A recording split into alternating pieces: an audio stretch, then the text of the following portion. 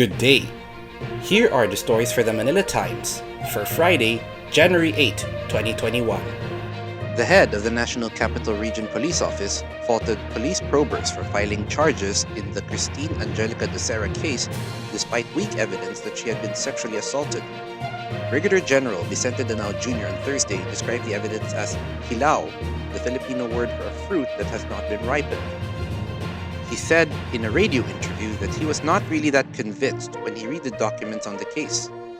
Danao's comment contradicts that of Philippine National Police Chief Sinas, who had been quick to announce that Dacera had been raped, citing an autopsy report.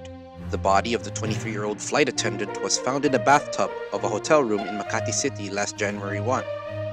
Police said that hours earlier, Dacera had been partying with a group of men in the hotel.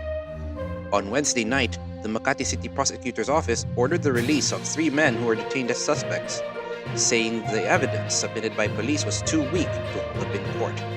The 3, John Pascual de la Serna, Romel Galido, and John Paul Halili, were among 11 suspects tagged by the police. Danao said the investigators might have been overeager in filing the case. The United States Congress formally certified Joe Biden as the next president on Thursday, dealing a hammer blow to Donald Trump, whose supporters stormed the Capitol hours earlier, triggering unprecedented scenes of mayhem in the seat of American democracy. Lawmakers in the Senate and the House of Representatives successfully beat back Republican efforts to deny Biden the electoral votes needed to win, prompting loud cheers when the certification was announced. The affirmation of Biden's 306-232 victory over Trump in November essentially closes the door on the unparalleled and deeply controversial effort by Trump and his loyalists to overturn the results of the 2020 election. The president immediately released a statement pledging an orderly transition, but suggesting he would remain in frontline politics, amid speculation that he may run again in 2024. The female passenger who tested positive for the new COVID-19 variant in Hong Kong is a Filipino domestic worker, according to the Department of Health.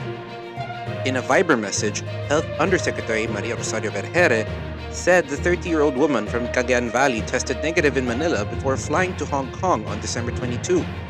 The information was relayed by the Hong Kong Ministry of Health International Health Regulations National Focal Point, who reported that the woman with a B117 variant had arrived in the Philippines.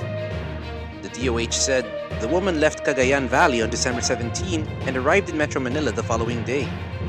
She was quarantined and a day later was tested using reverse transcription polymerase chain reaction or RT-PCR. The test yielded a negative result. She flew to Hong Kong on December 22 and was quarantined upon arrival. Another RT-PCR test on January 2 showed she had B117.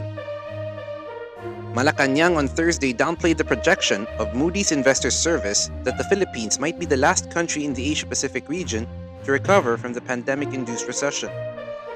Palace spokesman Harry Roque Jr. reacted to the statement of Moody's Analytics chief economist Stephen Cochrane that the Philippines and India would struggle to recover because of deep recession and the shaky fiscal support from their policymakers.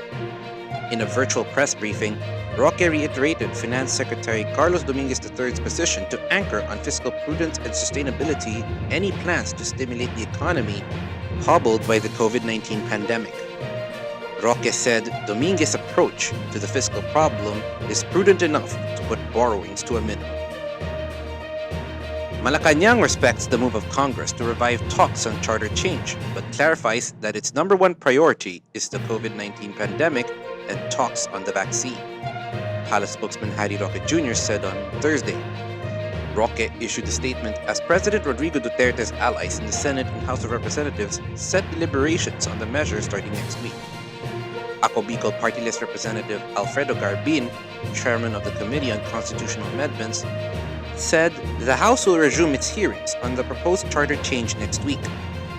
Senators Ronald Bato de la Rosa and Francis Tolentino filed resolutions calling for a constituent assembly to introduce limited amendments to the Constitution. Roque said Duterte was focused on addressing the impact of the COVID-19 pandemic and has no other top priority than to see the end of the pandemic by distributing vaccines to the people.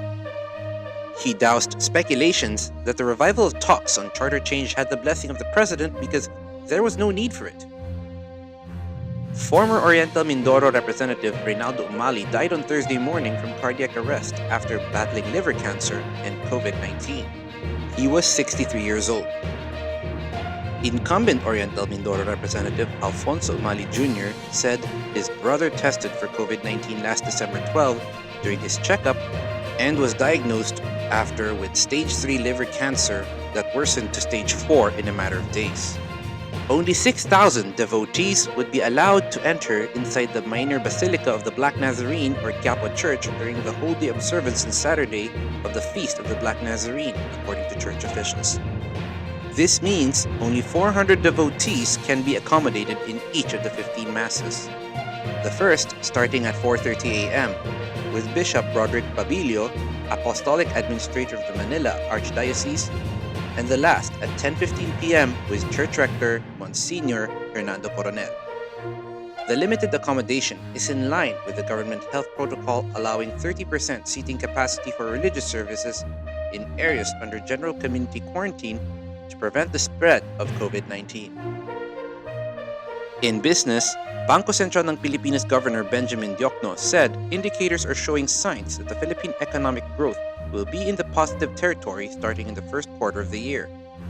Diokno said his latest view is based on the central bank's latest surveys, which indicate improved optimism of businesses and consumers. In his speech, he reported that the overall business confidence index reverted to positive territory at 10.6% in the fourth quarter of 2020 from negative 5.3% in the earlier 3-month period. Meanwhile, the overall consumer confidence index was more optimistic at minus 47.9% in October to December last year from minus 54.5% in the third quarter.